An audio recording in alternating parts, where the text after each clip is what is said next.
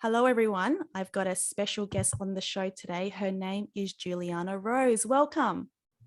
Thank you very much. I'm so blessed to be here. Yeah, so blessed to have you on as well. So, Julianna, please introduce yourself and what do you do? My name is Julianna Rose, and I am an energy healer, a light activator, a DNA reprogrammer, and I do emotional healing and several different modalities to help in raising and uplifting and evolving humanity's consciousness at this time on the planet. Wow, that is really profound in terms of the multidimensionness of the work that you have studied and the work that you do now. So, how did you get into all of this? Where did it all start for you, Julianna?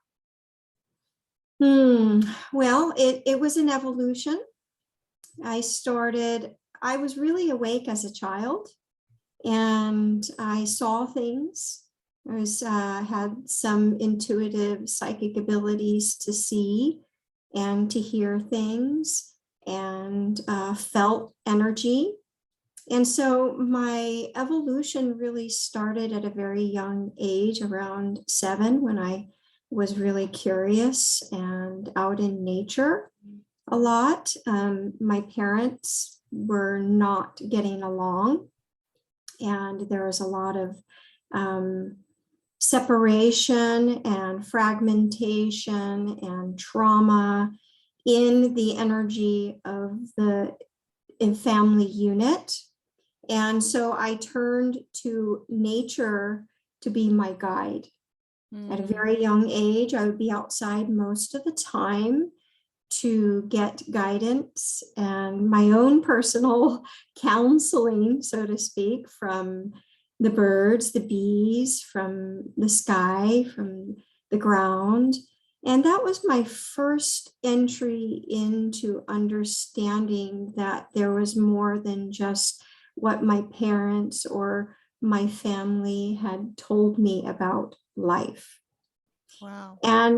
But they didn't really believe in supernatural, i.e., otherworldly energies. It was a very linear background in my consciousness. They told me one thing, and I figured out later on, oh, I'm supposed to actually be doing that one thing that they tell me.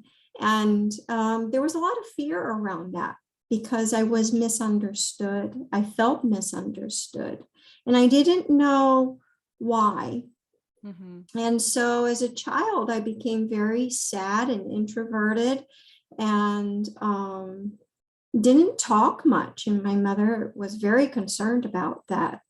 So she ended up placing me in different activities. First, it started out with gymnastics, and gymnastics was very pushy and demanding.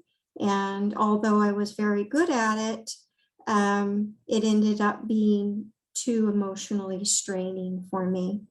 So a year later, I went into dance, and I fell in love. That was my first love on this planet. Wow. Dance allowed me to express myself in artistic ways, which helped me to use the other side of my brain, which helped me to be more limitless and open my heart. And that's really where I needed to explore the energy. From there, I studied for 17 years in total. And so I had many scholarships with dance companies, and I traveled with them and I performed.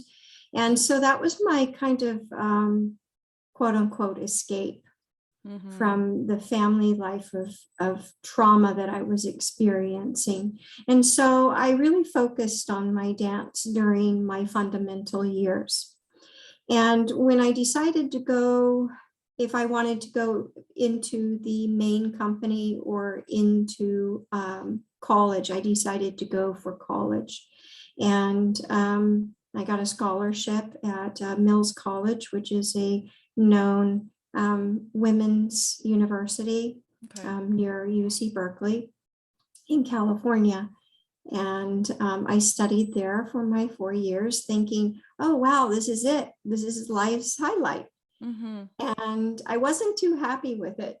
I was like, wow, this is not exactly what I expected. I'm working hard and I'm not exactly feeling the results inside of me that I was expecting. I had expectations at that time. I didn't know that that wasn't something along the way of being conscious Mm-hmm. that wasn't in flow. So I went about doing that kind of with the humdrum of life and going about getting a job and thinking about a career and what I wanted to do. And I was really kind of a little bit, I had to have some discernment, and I felt a little vulnerable about that because here I was, a young 21-year-old, and I didn't really know what that meant to have a career and go into a job. So, and I had a dance career, and I was like, wow, I don't even know if I can get a job with a dance career. And so I had a lot of doubts even in then. I was insecure and afraid of just being on my own in the world. And so around age 21, I decided that, okay, well, maybe I should go into a hospital and learn some dance therapy. Right. So I started studying dance therapy at a hospital, which then eventually led to my career in Pilates. Right. And Pilates happened for another 17 or 18 years. And I studied from someone who studied sports medicine and eventually moved to New York City, where I was all alone in the big city. With, so were you from, as in, where were you originally from? California. California. Wow. Yeah, Okay. California. So that's one side to the opposite side. All by myself, yes. And I applied to all kinds of different Pilates jobs. And at that time, during, let's see, I'm going back here in history, 1996, when I decided to move, Pilates wasn't fully known as a big market as it is now. So there was a smaller circle of individuals who kind of paved the way for others who are now, looking at Pilates as such a great career and outlet and source of health. So these movement energies that I started with was really a great basis for me in understanding the kinesthetic awareness of the body. Yeah. And why we are here in a body. So this is my entry into it. So I was in New York City, and around age 27 or 28, I was feeling, not so satisfied, even though, I was in New York City. I've done all these things. You were in the Pilates career at that point. And I was in the Pilates career at that time.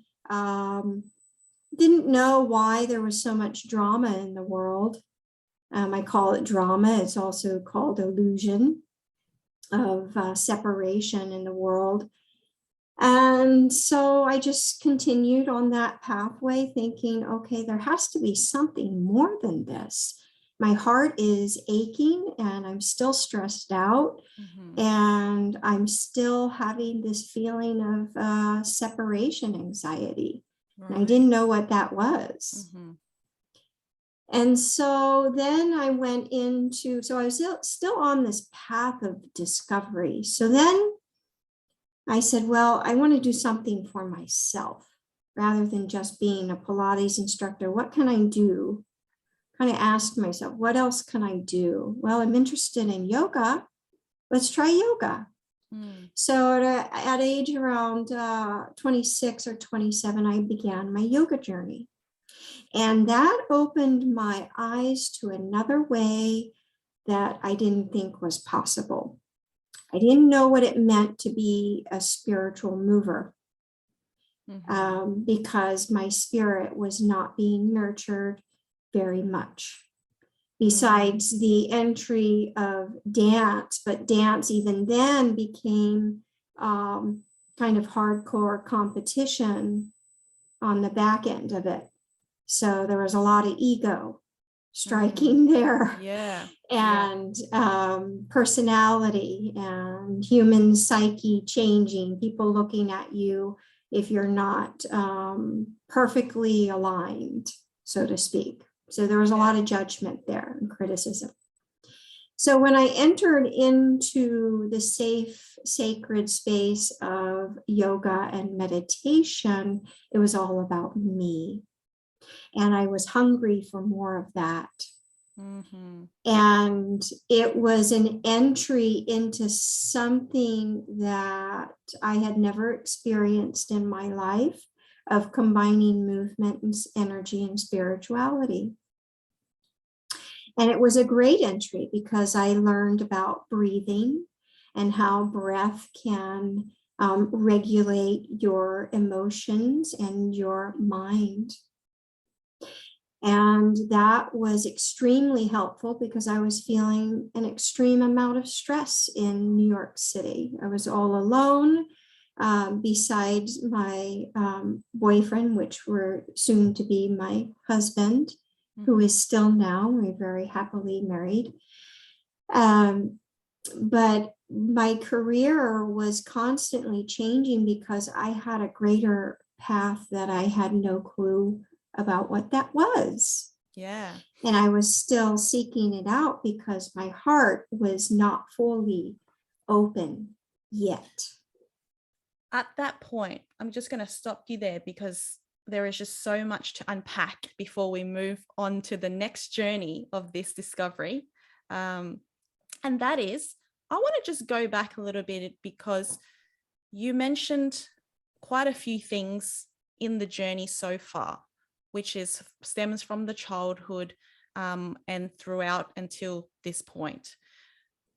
One of the things that stood out, well, actually there was a few things, but nature, dance, and the education piece. A lot of it was around the external side because there was things in nature that you can obviously get guidance from. There is also physicality, all the things, the competition, the gymnastics, the movement. And then there's also the education side because you were going through quite a lot of evolution at that point, especially in the 20s. There's quite a lot of that going on. So I'm really curious, before you got to the yoga stage, what were some of the key learnings or things that you had uncovered for yourself about from everything that you learned so far, from the guidance that you had? I had, being that I was still on an external path, meaning I was not aware that there was even an internal path yet. I had looked around me, especially the most influential time was right before I headed to university. And that was a very profound time because I was very independent. I wasn't scared to travel with a company. I really felt at home being free, in free flow. I think that's when I started to really understand that there's a spirit within us that creates a passion. And that's why I headed into what I was doing, into dancing. And that's what gave me pleasure at that time.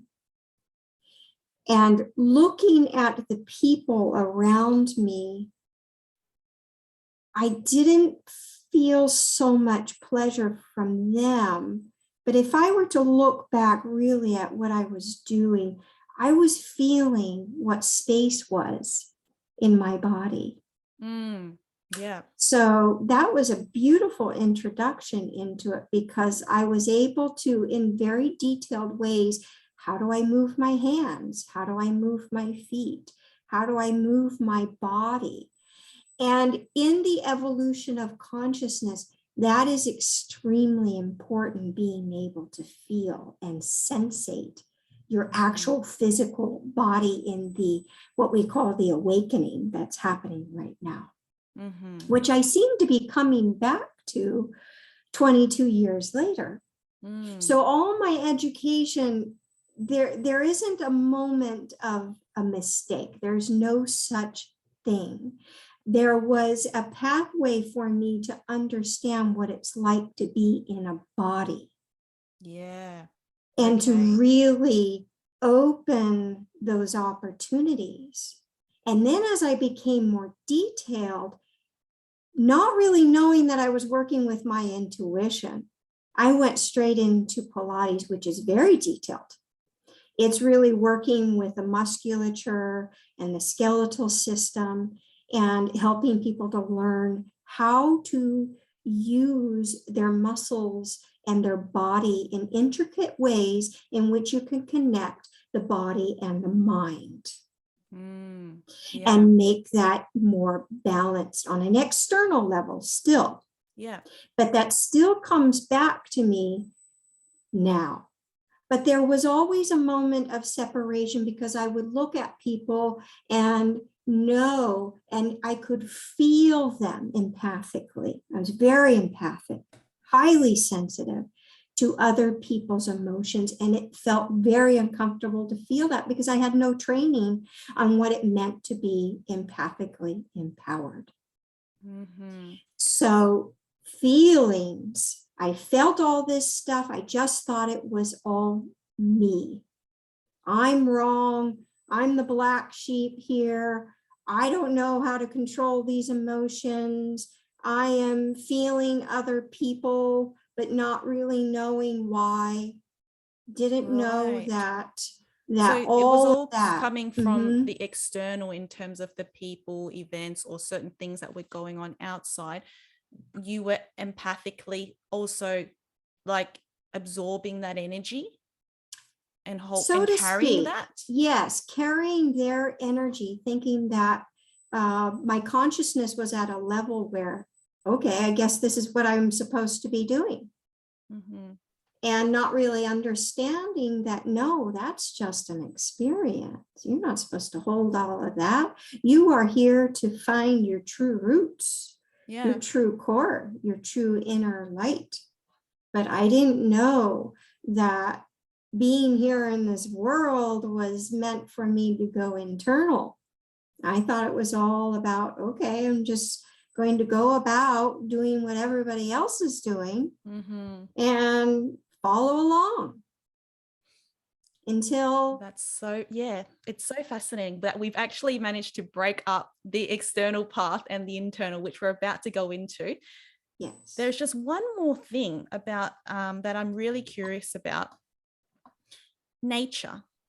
You said that in the times of a chaotic environment, when you were younger, you turned to nature because it gave you some sort of guidance. What were you getting out in nature, do you think?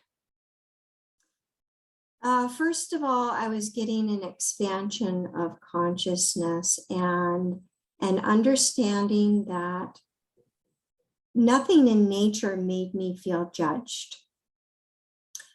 And I could be exactly who I wanted to be at a pace and a rhythm that was right for my development, whatever age, even now. And I would never, ever be judged for that. I would never, ever be criticized. And it was a rhythm and pace and sound and frequency and energy that I was able to relate to, because it was a cosmic, more expanded expression of me. Yeah. Nature provided that infinite possibility of me to dream and imagine something more. Okay. And I was able to feel that freshness and revive and revitalize myself on a regular basis. And now looking back, I understand why I didn't wear shoes, because I was feeling the energy of earth below my feet, which is really, really essential. And I still use that tool with my clientele and even for myself. If you are not in a harmonic place with yourself, go out in nature, take off your shoes and feel her heartbeat. Because there is some science to that as well, isn't there? In terms of There like, is. like ions and, being able to really connect with our Mm-hmm. bodies and electrons and all of that. So yeah, very fascinating. Let's fast forward. I want to go back to the bit now where we're about to start the internal path, and you had discovered of the yoga was the gateway into more spiritual development. So what happened next on your yoga journey? So we're talking age 27, 28. I've already entered into a lifelong career, which I had chosen, and not really sure if I made the right choice. And seeing that there's so many other avenues which I enjoyed artistically, and I was very artistic minded in the first place.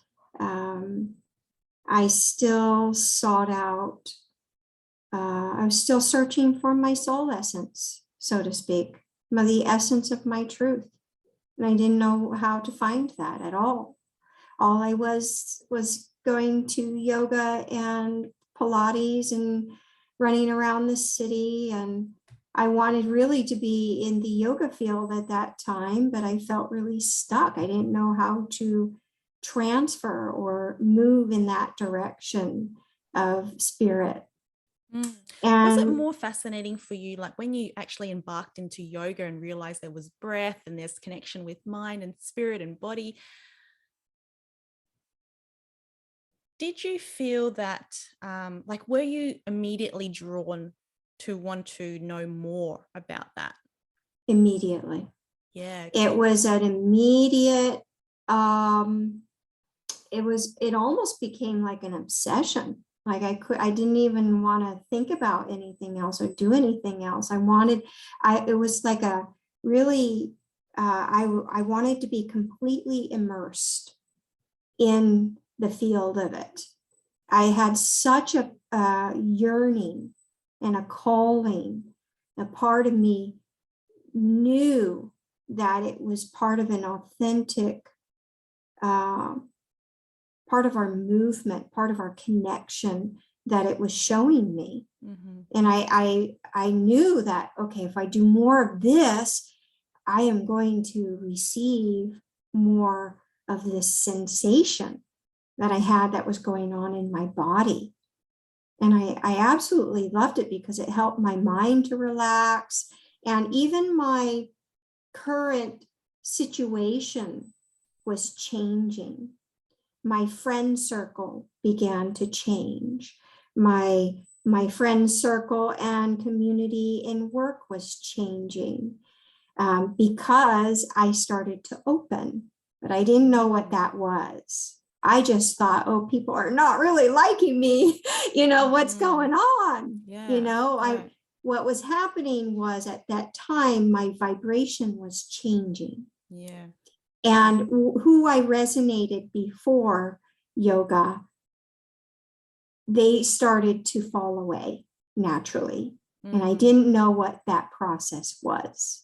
So at the time, yeah, it wasn't something that you could recognize at the time. No, I wasn't educated. Witnessing. Yeah. I was witnessing the whole thing. And I was witnessing that there was still some untapped into trauma that was deeply rooted inside of me.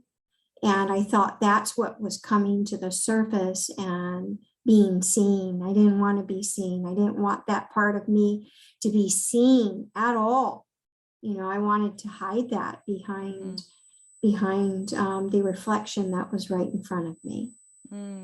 Very interesting, because with all the things that you have obviously experienced up until that point, including the traumas and all of that, how did the trauma and the things that were inside of you, how did that change or get reflected or brought out into the openness as you continued on your journey into yoga and further on after that? I was pretty much financially unhealthy. That was one of the biggest ones for me. I find that when you don't believe or feel that you deserve abundance, then it doesn't show up in your life. And it shows up as stress, trauma with your ability to create a financial flow. And so all aspects of us reflect our financial flow. It's not just one. It's embodying the presence of a vibration which resonates with abundance. And lots of things need to be unwound before that can happen. So I was going through the first initial stages of actually recognizing I can't handle that I'm broke. He's here struggling to make ends meet, but I feel like I'm enslaved and disempowered by this whole, society. I, was watching the news at that time, and boy, an empath watching the news.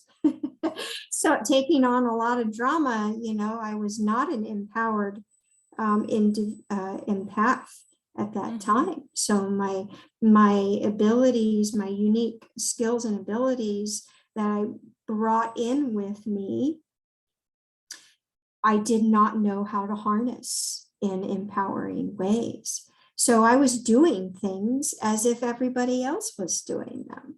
And that wasn't really what I was meant to be doing. I was meant to be doing something else. What made the shift in terms of the abundance side of things, from the lack of abundance or from brokenness to financial abundance, or abundance in general for you? What was key for your shift? To really bring in self-love. That was the first key encodement I needed to change. And to realize that it was safe for me to open my heart. So I didn't feel safe in the world. So I really needed those two patterns and programs needed to be upgraded before I could ever begin thinking about abundance. And that took years because I was on my own journey. Even though I had these teachers and these classes, my finances were still struggling because it wasn't a full package yet. Yeah. The full package had to be there, and I had to go deeply into those roots. And I was meant for really to help in raising the human consciousness. So I had to understand every aspect of it, meaning I had to become more and more on the path of enlightenment, so to speak. Before that was understood.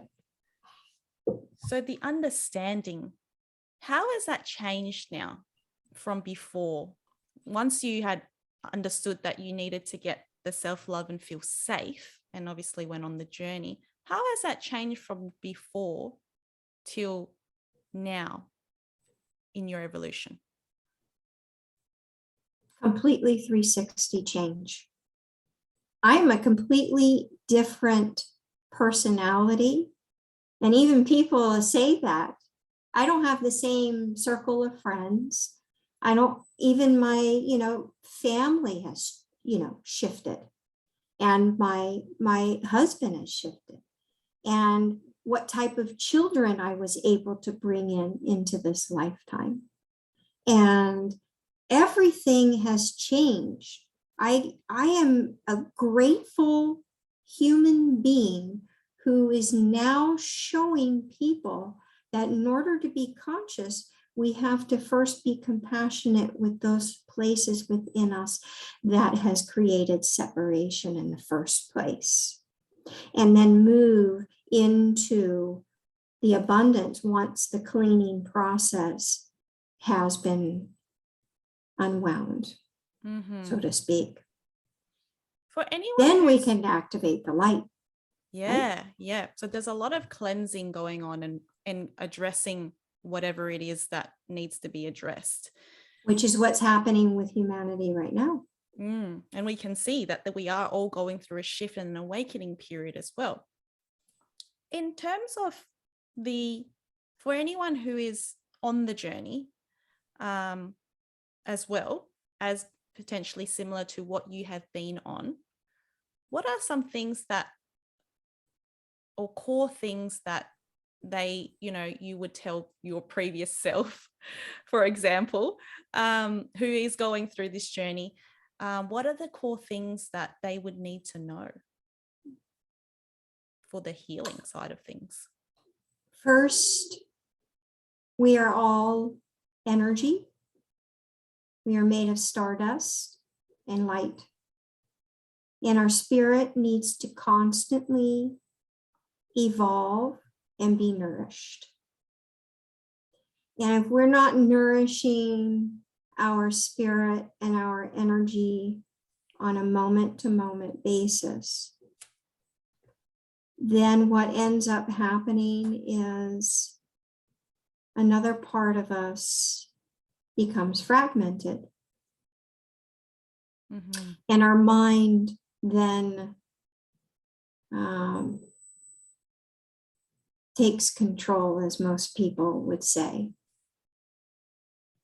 Instead of there being a full integration of mind, body, and spirit, I never really knew what that meant. Full integration of mind, body, and spirit. What that means is really understanding that the frequencies of mind, body, and spirit need to be as one. And if there isn't that mind, body, spirit frequency of oneness, and understanding that oneness it has many branches to it, being that love is one of the highest, but yet there are different accelerations and evolutions of love within itself. There's lustful love, and then there's love being oneness with anything and everything. So it's a constant evolution of consciousness with every single thing in your life, watching your words, watching how you act and react, and speaking, feeling, sensing, opening to consciousness with compassion. That's so key. Yeah, because without that key code, we are going to constantly spin our wheels and think that there's a fast track. Yeah. There are no fast tracks on this. We are here for a certain amount of time, for a certain evolutionary timeline, and we are here to go in an ascending, awakening, arising evolution. It's not so much going back down, although you do that when you look at what is called the shadow self. and the inner child of if there's any suffering or fear or trauma there, you must do that cleanup period. Mm-hmm. But then you have to bring the light into the body so that it descends back into the body in many patterns and projections of you. But the whole idea is when you embody that light, it helps to elevate your awareness of the whole entire world. Yeah, that's beautiful, the way that you've put it. Do you believe, in your opinion, if it is necessary, in order to get into alignment or full mind-body integration, is it necessary to heal from the past? Does everything need to be, all bandaged up and packaged, or like based on in your opinion, or can it be, certain things in the past are meant to be left like there without having to revisit? Well, that really depends on how much is on your evolutionary path, and that comes before we even are here. Yeah, right. I believe that. So it's a moment to moment experience. So if you're really in the now, there is no past and no future. Right. It all is happening simultaneously because we are multidimensional. We can tap and tune in to all those places in all lifetimes. And so if it's all really happening now, then you're really experiencing all of you. But most people don't really understand what that is. And so they separate it in the beginning into compartments of past and future and present. And then when you rise up to another level of consciousness, then you understand, oh my goodness, I am all one. Everything is a mirror of me. There's nothing separated. When all those parts start to come back, there's a certain level of consciousness where you realize, you have a self-realization of, I am all one. There is no separation. And then you begin the path of just staying in the moment.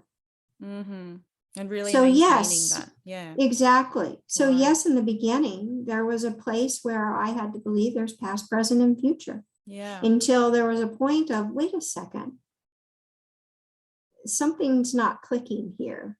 And then that changed for me as soon as I opened my heart again to another level. Wow, that's impressive. You talked about compassion a few times. How do you practice being compassionate on your evolution? I sensate the frequency. And then things in my consciousness come up to be explored and experienced. As simple as that. We sensate our world. We are sensating beings. If you don't know and you can't feel that, practice. Practice opening to the feeling and of sensation. That is our fundamental human, magical, if you want to call it, mysterious gift for the body. And is that like a moment, like is it a moment to moment thing, or like just a daily practice? It's a moment to moment. Yeah. Moment to moment and daily practice. There's never a moment where I'm not. But that took a long time to realize that, my awareness needs to be absolutely enhanced internally in order for my outer world to mirror what I am sensing inside. And if there's any hurt still hanging on by a thread, it will present itself to me on the external world. Yeah. So you approach the world with it being a mirror of yourself in a nutshell. Exactly. So that's what you're witnessing. You're witnessing the moment to moment, like, what is it? What am I receiving? What am I being presented with? And that is your navigation as to like, well, what does that mean with inside? Where is this? Is there My something job going is on? done. Oh, you Isn't got that it. amazing? Yes. Yeah. It's actually within the complex game of life. It's so simplified. Mm-hmm. And the answers are already there for us. But Mm. yet we complicate things because we have to complicate things in order to be separated, Why so? Why because do we're you think? not separated. We're really not separated. That's in the illusion. Ah, And so it's actually more complicated to be separated than actually to be one. right. Yeah, interesting. Something for people to think about and explore. Mhm. It takes more work and energy to live with just not of knowing and controlling with the mind than it does to just allow yourself. After all of this, like all the things that you now know, having turned your life 360 degrees around, what is interesting to you? Because there is so much that of consciousness and you're constantly leveling up as well. And obviously it's a constant journey of practice. What's intriguing for you now, knowing what you know? Because sometimes when you know more, like you said, it could become more complex, or there's so much, I don't know if admitting is the right word, but there's like, because of you're on a different level and frequency, there is so much more coming in to your consciousness as well, because you recognize things that maybe people might be ignorant to if they're on certain levels, which is can be complete bliss when you don't know. But when you know more, how does that affect your experience or change it for you now? It is so empowering for me to be where I am now, rather than being where I was 22 years ago, and even further than that, right? Mm-hmm. Knowing that I have, first of all, I want to state that we must be fully responsible for all of our creation because we are extremely empowered, right? So once you come to this level, you have so much knowledge to share, but you share it with discernment, perfect discernment, meaning that you must have that element of compassion, realizing that there's still a lot of individuals who have no idea what I'm talking about. Everyone's on their own journey. That's why. They have their own journey. Yeah. So the compassion element is so key in having, because if you're on this journey and you begin to judge others for how they are going about their life, then it becomes more of the game of separation. You are separating yourself from those avenues of communication, which is creating miscommunication with others. So and the other component is understanding that we are not meant to be the perfect that has been given to us on a social basis. We are not meant to be shown in the magazines and the television, that we are meant to be in that type of perfection. Look at nature. Nature has these, what we would call imperfections, but in my view, it's like, oh, wow, it's perfect. Nothing is a mess. There is no right and wrong here. The seasons happen because, there is something going on. The Yeah. seasons speak to us for a reason, for us, to clean up whatever it is we're doing.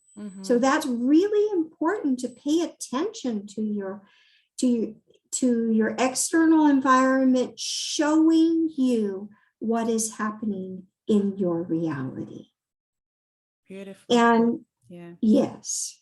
And then understanding that life is really a game that can be easy if you shift those limiting perspectives and beliefs that it's not. Something to think about. That's me in a nutshell. Julianna, this has been an incredible conversation so far, and we have so much to still dig into, probably in a different conversation at a later time. I would love to reconnect and see where you are on your journey later on, because I'm sure there is always a new level with everyone's lives. Right now, at this point in your life, I want to ask you a couple of questions before we end the conversation. The first one is, right now, where you are currently at, what does fulfillment mean to you? Fulfillment, it means ever changing, ever evolving,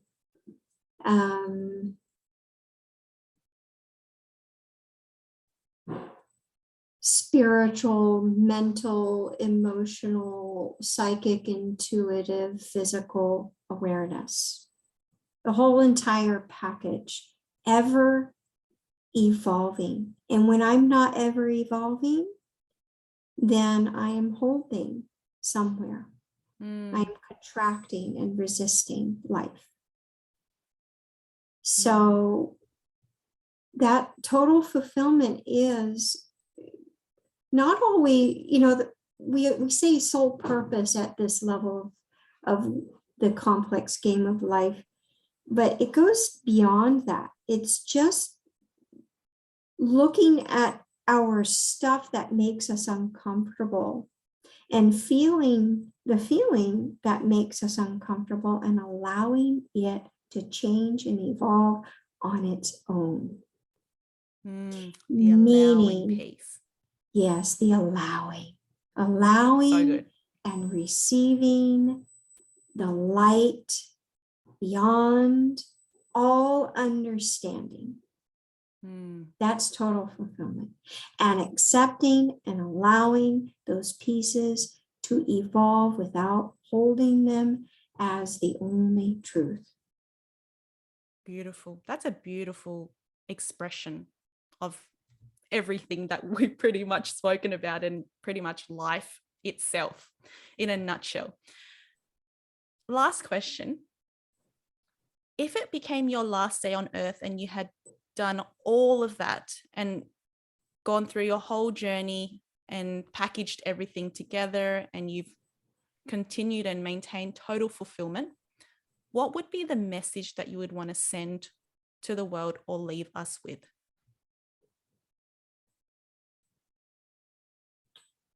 To transform your I and me into we.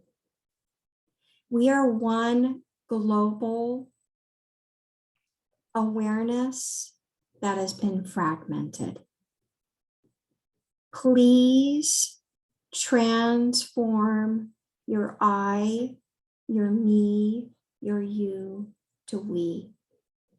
We are all in this together, and there's no perfect way than to say, we love you.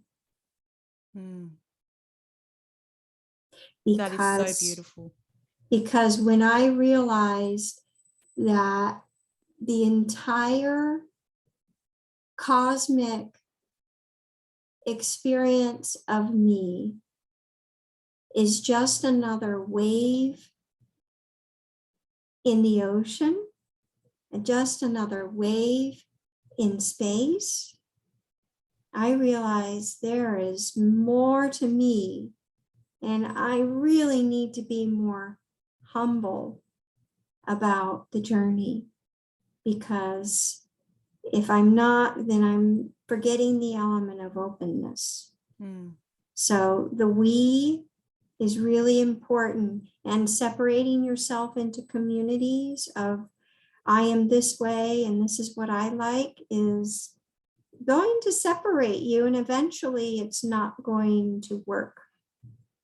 So we are a global community. We are not just a community. So those local communities need to be transformed into more global. So the we is really important. Beautiful message. Julianna, thank you so much for all your insights and wisdom, and for this really beautifully opening conversation. And it's been such a pleasure talking to you. Infinite love to everyone and to all in all of our cosmic experiences. I wish you love and light. Namaste. Namaste.